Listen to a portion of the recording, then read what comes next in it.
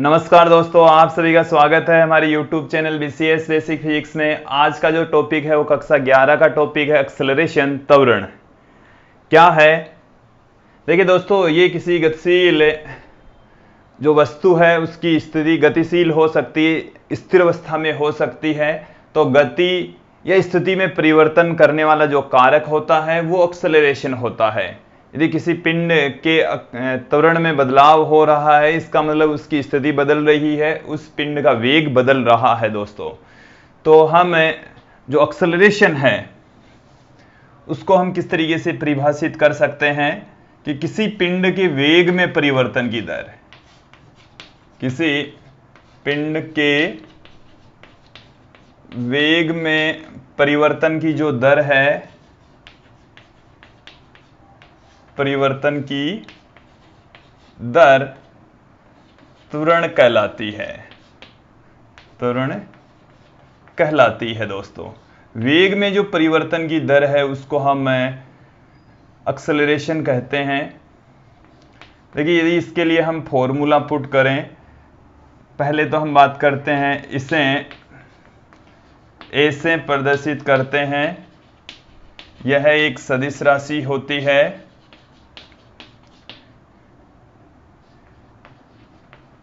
यह एक सदिश राशि होती है।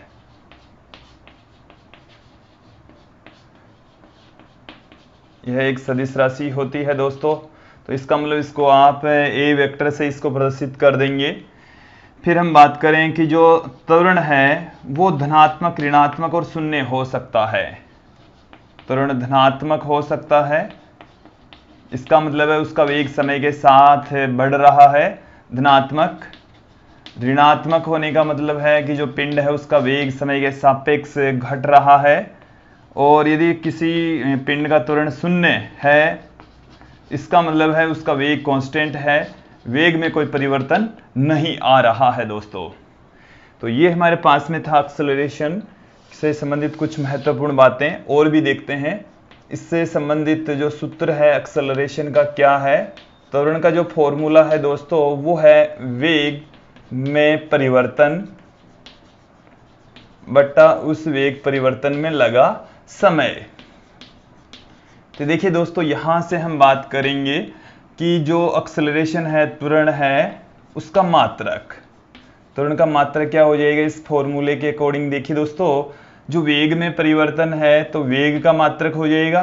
तो वेग का मात्रक होता है मीटर प्रति सेकंड, मीटर प्रति सेकंड। और यहां पर जो बट्टे में समय है उसका मात्रक भी सेकंड, तो मीटर प्रति सेकंड स्क्वायर इसका मात्रक आ जाएगा। मीटर पर सेकंड स्क्वायर हमारे पास में एक्सेलरेशन का मात्रक आ जाएगा। और जो त्वरण है उसकी विमा क्या आएगी दोस्तों।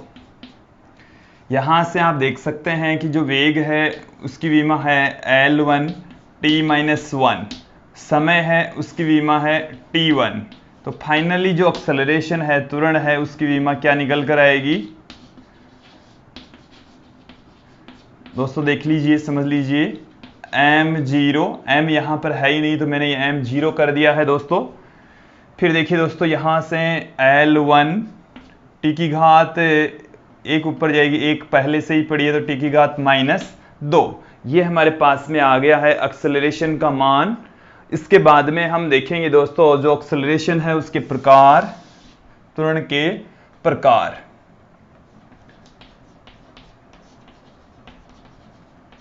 हमने चाल और वेग के प्रकार भी देखे हैं, ठीक उसी प्रकार से ही हम त्वरण के प्रकार देखेंगे। 4 प्रकार के होंगे। एक समान एक्सेलरेशन, एक समान त्वरण। दूसरा जो प्रकार है वो है असमान या परिवर्तित त्वरण।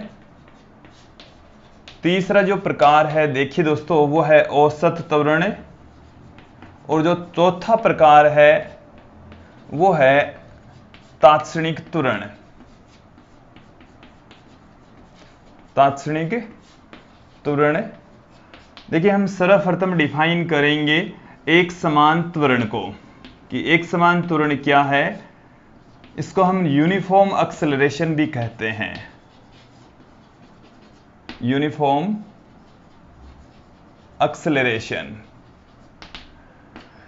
देखिए कहते किसे हैं कि यदि किसी पिंड के समान समय अंतरालों में वेग में परिवर्तन समान है, समान समय अंतरालों में वेग में परिवर्तन यदि समान है, तो उस पिंड का जो एक्सेलरेशन होता है वो एक समान त्वरण कहलाता है। दोस्तों एक बार देखेंगे कि यदि किसी पिंड के लिए, पिंड ले सकते हैं, कण ले सकते हैं, वस्तु ले सकते हैं, समान समय अंतरालों में, समान समय अंतरालों में, समान समय अंतरालों में वेग में परिवर्तन, वेग में जो परिवर्तन है वो यदि समान है, वेग में परिवर्तन समान हो, वेग में जो परिवर्तन है समान हो, तो वेग में परिवर्तन यदि समान है तो वस्तु का त्वरण, वस्तु का जो त्वरण है, एक्सेलरेशन है, वो एक समान त्वरण कहलाता है, एक समान त्वरण कहलाता है, एक समान एक्सेलरेशन कहते हैं दोस्तों। अब देखिए दोस्तों यहां पर हम बात करेंगे कि जो वेग में परिवर्तन है, तो वेग में परिवर्तन एक तो उसका परिमाण बदलता है, एक उसकी दिशा भी बदलती है। तो परिमाण यहां पर हम आप लोगों को सिर्फ यहां इतना ही समझाएंगे कि जो परिमाण है उसकी वैल्यू किस तरीके से बदलती है। कई बार ऐसा होता है कि वस्तु की दिशा बदलने से भी, जो गति की दिशा है, वेग की दिशा है, उसके बदलने से भी एक्सेलरेशन उत्पन्न होता है। एक्सेलरेशन को उनकी दिशा के आधार पर, वेग की दिशा के आधार पर भी हम दो भागों में डिवाइड करते हैं दोस्तों। तो यहाँ पर हम रेखीय त्वरण के अंदर प्रकार देख रहे हैं जो कि 4 है, उसमें से पहला प्रकार हमने डिफाइन किया है। जैसे हम एक पिंड के लिए डिफाइन करते हैं कि जब समय 0 सेकंड होता है तब वेग है 0 मीटर प्रति सेकंड, वेग मीटर प्रति सेकंड में मैं यहाँ पर पुट कर रहा हूँ। जब 1 सेकंड तो वेग हो गया 2 मीटर प्रति सेकंड। जब सेकंड का समय हो गया 2 तो ये हो गया जैसे 4। जब ये 4 होता है तो ये हो जाए, ये सॉरी 3 होता है तो ये 6, यहाँ पर 4 होगा तो ये 8 और ये 5 होगा तो ये 10 मीटर प्रति सेकंड हो गया। जब समय का मान 5 सेकंड तो जो वेग है वो हो गया 10 मीटर प्रति सेकंड। तो यहाँ पर समय अंतराल 1 सेकंड, ये 1 सेकंड, ये 1 सेकंड, ये 1 सेकंड, समय अंतराल हमने समान लिए हैं। क्या वेग में परिवर्तन समान है? इन दोनों में वेग में परिवर्तन हो गया 2 का, इसमें भी 2 का, इसमें भी 2 का, इसमें भी 2 का, इसमें भी 2 का। तो वेग में जो परिवर्तन है समान समय अंतरालों पर यदि समान रहता है तो उस त्वरण को हम एक समान त्वरण कहते हैं दोस्तों।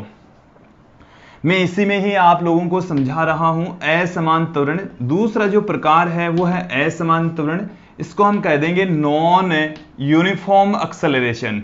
और इसमें क्या होगा, यदि किसी पिंड के लिए समान समय अंतरालों में वेग में परिवर्तन भिन्न भिन्न हो, यदि वेग में परिवर्तन अलग अलग हो रहे हैं तो उस वस्तु का जो त्वरण है वो असमान त्वरण कहलाएगा।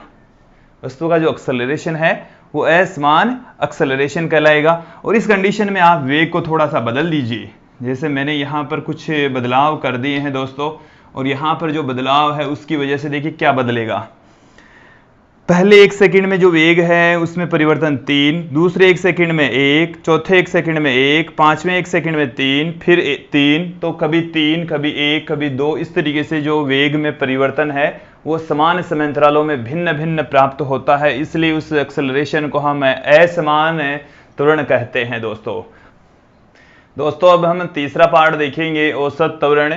औसत त्वरण क्या है, एवरेज एक्सेलरेशन क्या है, कि पिंड के वेग में कुल परिवर्तन। आपके पास में कोई भी पिंड है तो पिंड के वेग में कुल परिवर्तन, टोटल कितना परिवर्तन हुआ बट्टा उस परिवर्तन में लगा समय, तो उस को हम औसत त्वरण कहेंगे। कि किसी पिंड के वेग में कुल त्वरण तथा उस परिवर्तन में लगा जो समय है उसका जो अनुपात है उसको हम औसत त्वरण कहेंगे दोस्तों। तो यहाँ पर ये था हमारे पास में औसत त्वरण। अब चौथा पार्ट है हमारे पास में तात्क्षणिक त्वरण इंस्टेंटेनियस एक्सेलरेशन।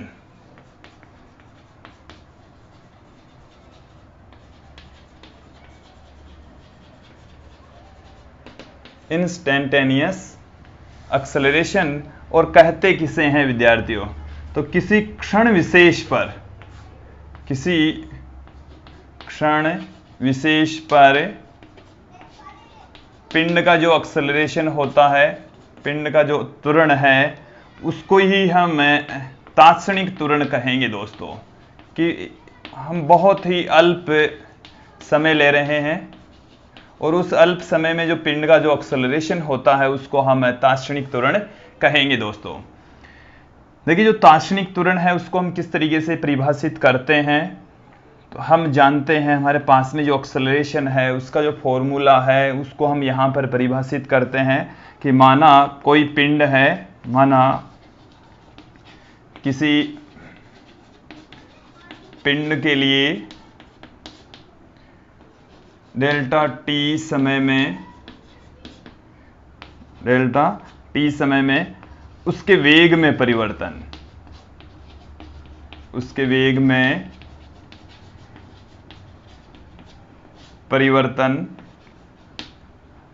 डेल्टा वी है तो पिंड का जो एक्सेलरेशन है वो क्या हो जाएगा, पिंड का जो त्वरण है वो क्या होगा।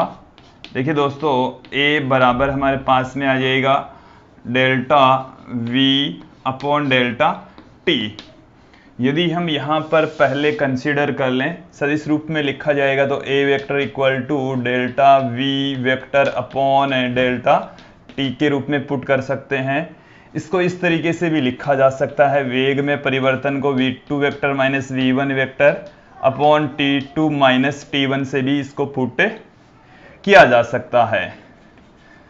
अब देखिए दोस्तों इसको हम दूसरी फॉर्म में पुट करते हैं। यदि ये जो समय है, यदि समय डेल्टा टी अति अल्प हो, बहुत छोटा हो, अति अल्प होगा तो क्या होगा, इसका मतलब तो ये हो गया कि जो डेल्टा टी है वो डेंस टू जीरो का मतलब है कि जो समय है बहुत छोटा है, जीरो की ओर अग्रसर है, बहुत छोटा समय लिया है हमने, जीरो की ओर अग्रसर है बट जीरो नहीं है, शून्य नहीं है दोस्तों। तो delta T tends to zero. तो यहाँ पर हम इस फॉर्मूले को कैसे पुट कर सकते हैं, देखिए यहाँ पर हमने एक लिमिट फिक्स कर दी है कि जो समय है वो बहुत छोटा है, delta T tends to zero. ये जो लिमिट है वो ये limit LIM delta T tends to zero, ये कोई अलग से कोई इसकी वैल्यू नहीं होती, केवल ये तो इतना बता रहा है कि जो समय है वो बहुत ही छोटा होता है। और इस वाले फॉर्मूले के अंदर जो समय है वो बहुत छोटा है दोस्तों, क्योंकि हमने यहाँ पर कंडीशन पुट कर दी है समय बहुत छोटा हो। और जब समय बहुत छोटा होता है तो डेल को हम डी में कन्वर्ट कर देते हैं, इसको अवकलन वाली फॉर्म में कन्वर्ट कर देते हैं दोस्तों। तो A वेक्टर इक्वल टू हमारे पास में आ जाएगा dv वेक्टर अपॉन dt। ये हमारे पास में फॉर्मूला आएगा, नया फॉर्मूला आ गया है एक्सेलरेशन का, dv बाई dt। और इसको ही हम कहते हैं वेग में परिवर्तन की दर। d बाई जो dt है वो समय के सापेक्ष किसी राशि में परिवर्तन को बता रही है, समय के रेस्पेक्ट किसी राशि के ढाल को रिप्रेजेंट करती है। तो वेग में परिवर्तन की दर ये यहां से निकला है विद्यार्थियों इसका फॉर्मूला। देखिए हम जानते हैं, इसको हम दूसरी फॉर्म में भी कन्वर्ट करते हैं दोस्तों। v इक्वल टू हमने जो तात्क्षणिक वेग है उसका फॉर्मूला हमने पढ़ा है dx वेक्टर बाई dt। तो हमारे पास में ये आ जाएगा a vector equal to D by D T. तो एक तो पढ़ा ही है, ये v की वैल्यू आ गई है dx बाई dt। ये जो dx बाई dt है वो अक्ष का t के सापेक्ष अवकलन बताता है। तो अक्ष के सापेक्ष अवकलन हो गया, ये डी बाई डी टी दोबारा आ गया, इसका मतलब दो बार अवकलन हो रहा है। और दो बार जब अवकलन होता है तो उसको लिखने का तरीका देख लीजिए, d2 अक्ष बाई डी टी स्क्वायर। ये इसका मतलब इसका स्क्वायर नहीं है, इसका d2 का मतलब है 2 टाइम्स इसका अवकलन होना है और वो भी t के रेस्पेक्ट होना है। तो 2 बार अवकलन करते हैं तो उसको हम इस तरीके से पुट कर सकते हैं। ये हमारे पास में आ गया है विद्यार्थियों एक्सेलरेशन। और एक्सेलरेशन में परिवर्तन होने का जो एक्सेलरेशन है उसके क्रिएट होने का कारण है, त्वरण का जो उत्पन्न होने का जो कारण है, त्वरण का जो कारण है वो है वेग में परिवर्तन, वेग में परिवर्तन। और जो वेग होता है दोस्तों वो इस तरीके से हम पुट कर सकते हैं कि वो चाल प्लस दिशा होता है, समय तो होता ही है। देखो एकदम एग्जैक्ट ये बात तो सही तो नहीं है एकदम एग्जैक्ट, क्योंकि चाल में यदि दिशा और इंक्लूड कर देंगे तो वेग नहीं आएगा। बट यदि परिमाण जो चाल होते है उसका परिमाण और उसके साथ में दिशा लगा देंगे तब वेग बनता है। इसका मतलब है कि वेग में परिवर्तन एक तो उसके परिमाण से, यदि वेग का जो परिमाण है वो बदलता है, एक उसकी यदि दिशा बदलती है तो वेग बदलेगा, और जब वेग बदलता है तो एक्सेलरेशन उत्पन्न होगा दोस्तों। तो आप लोगों को ये वीडियो अच्छे समझ में आया होगा। धन्यवाद दोस्तों।